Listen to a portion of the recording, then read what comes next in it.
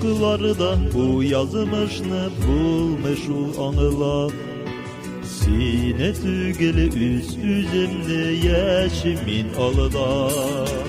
Üzemi yok digen bulsam da sin mina kirek. Bere sene karşı kile vakıl hem yürek. Yok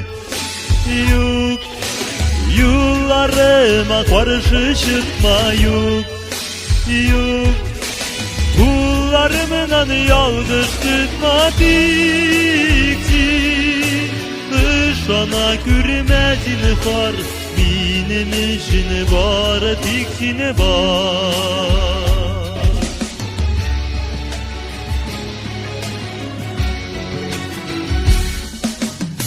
Üzemesini kulağını bulan, gittigeni bulan.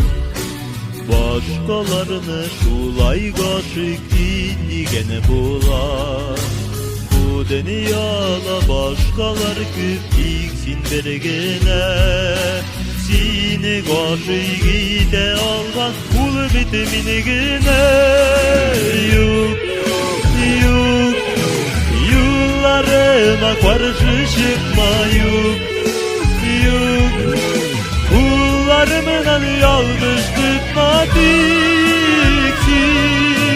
Dışana gülmezin var, benim işin var, diksin var.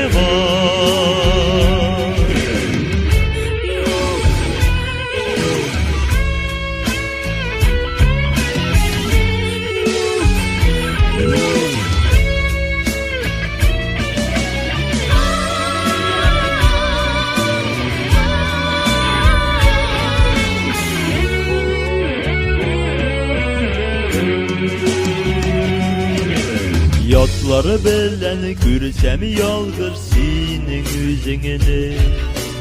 Aşığımdan keşke duyan min üzüzemeli.